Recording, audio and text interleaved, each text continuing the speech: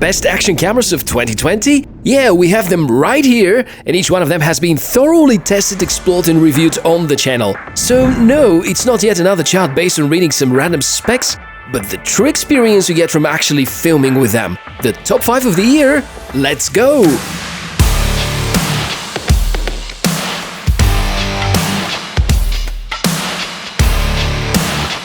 Hey everyone, welcome to the channel. I'm Michael and hosting the most episodes here on Tech for All, the place where we inspect cool tech. In this chart, we have a great action cam for everyone's taste and budget. Best thing that happened in 2020 is that the market of action cams has been more settled. We've seen some innovations, some breakthroughs, but also some companies descending. I'll be very honest by saying that I've made a number of simulations and assessment of each of the contenders, and it's been very difficult to choose the number one spot. One thing you will certainly notice is the absence of DJI. Their Osmo Action has been released in the summer of 2019. It's still a great one, however, won't appear here because the chart only covers 2020 devices. On the other hand, the Osmo Action proudly holds its number 2 position on last year's chart, and from the distance of time, I think it has qualities of a champion. Therefore, if you want to explore more, take a look at the video description where I will link this device and last year's top 5 chart. No more waiting, here's number 5, the cheapest this time, costs only $99 and gets slight discounts from time to time. Comes from a small Chinese company specialized in manufacturing action cams and dash cams, and is called Campark V30. Inside it has the very same components as the very popular Akaso V50X, released a few months earlier, and it also was part of the chart for last year. This is a true 4K action camera, meaning that when you record video in 4K resolution, it is indeed real 4K without interpolation, good hardware inside, plenty of menus, good stabilization. It's quite a great deal for the price given, and the platform generally is the best budget combo you may get these days. If outdoors it's sunny and bright, the videos look sharp, colorful, well stabilized. With some additional editing, they may almost look cinematic. If it's dark, due to the small image sensor used, the video quality is not that great, but acceptable for an action cam. It is equipped with everything you may need, a lot of accessories, even a diving case, touchscreen, Wi-Fi, so yeah, it has a smartphone app, and a lot of shooting resolutions, which can offer some really interesting slow-motion modes. I have of course tested it for a while and explored it in depth. You can watch the full review about it that I've posted on the channel a few months ago. Going just one step further, this is a new upgraded version of an action camera that has become very popular a few months ago. And now, in 2020, Apeman have released the upgraded version of their A100 model, also called Travo. It has the exact same pricing as the Campark V30, packs almost all the features that it does, except the external microphone, and most importantly, supports better frame rates. For example, you can record videos in 4K 50 frames per second, which is really fascinating. 2 years ago, it was unthinkable to get real 4K for less than $100, and now we not only have it, it's coming from a good brand with decent performance and even well-balanced image stabilization. Travo uses the Sony IMX458 image sensor, which although being quite small seems to do the job right when it comes to filming. You've got everything important as accessories or features inside the camera, waterproof case, plenty of mounts, spare battery, Wi-Fi, therefore smartphone app support. All you have to do, just go outdoors and film some awesome footage. The only drawback I can point to is the rather outdated looking design and the not too great plastics used, but priced at $100. That's a deal which is hard to beat. Well-deserved spot number 4. Now, the lucky number 3 is for SJ-Cam. Yeah, they've had quite a comeback with the SJ10 Pro.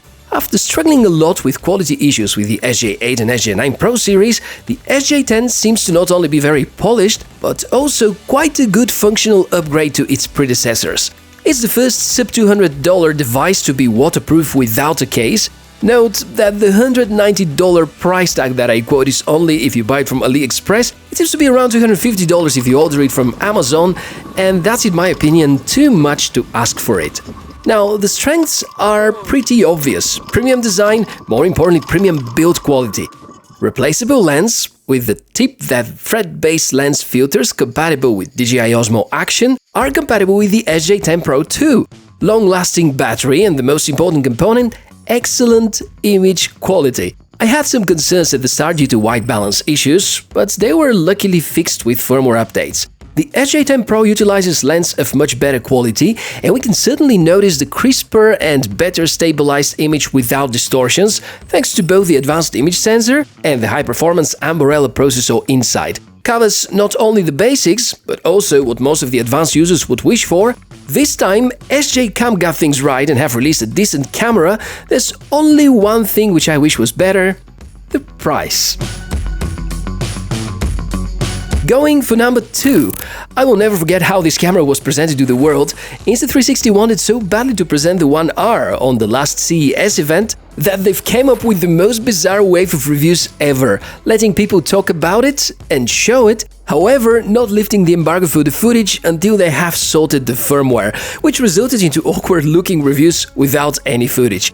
On the contrary, I've taken it in the summertime, and if you watch the full review of the One R series, you will see really a lot of colorful summer vibes which are shot with it. So after a lot of thinking, I've decided to give the One R the second place in the chart, although as you can see from its construction, this is the most innovative action cam we've seen not only this year, but probably ever. Yes, it has 3 main components which connect to each other like a Lego: battery, processor unit with the display, and the lens with the image sensor. Means that within seconds you can switch from traditional action camera to the most advanced 360 action camera, or even try the rather expensive but also quite premium Leica 1-inch mod, which happens to be one of the first 5K solutions on the market, and since it comes with a much larger sensor, offers way better low light footage.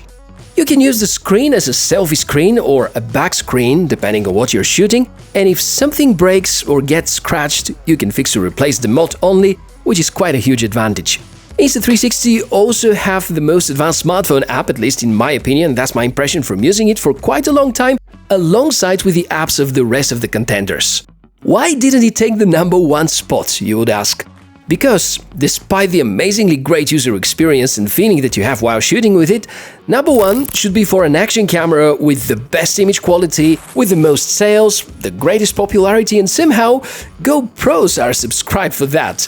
Yes, this year, Hero 9 does it again to rule the market of action cameras. Surrounded by rumors, controversy, but also overwhelmingly positive feedback about the 9, surprisingly, the new generation costs a bit less than the predecessor, offers 5K support, better than ever stabilization, and crazy good slow-motion frame rates, which is something the competition still cannot catch up with. It's a tool that can be used even by filmmakers, because the daytime footage can look brilliant, and one of the features called Flat Color Mode enables you to do miracles with the footage when it comes to color grading in post-production. Unfortunately, the Hero 9 disappoints in some ways too. Underwhelming low light performance, and you can see more about it in the recent video I've posted about it. And the fact that since Hero 6 there has been no CPU upgrade says enough at this stage. Obviously, the positive sides are a lot more, with image stabilization being better than ever and daylight performance being in its own league. So although I was hoping for more, the Hero 9 is a great action camera even using this old processor. Not worthwhile to buy if you're having already the Hero 7 or 8, but certainly will feel as a decent upgrade if you have anything older than that. While you're looking at this chart comparing the action cameras, let me remind you that there are a lot of other great models out there, and it's all down to your priorities and wishes. Best thing before buying your next action cam, take your time, explore the specs, some footage samples, some buyer's feedback, and then decide which are the most important features to you. My channel only is here to help you, and I so much hope that these last few minutes gave you some ideas about your next favorite action cam. Please, before you move on to the next video, take a moment, hit the thumb up if you like the video, subscribe to the channel because I regularly review cool tech, and also make sure to share this video with friends via social media. A list with all the gear and devices shown throughout the episodes you're gonna find in the description. Thank you for supporting me, I'm Michael, and would love to see you in the next video. Bye!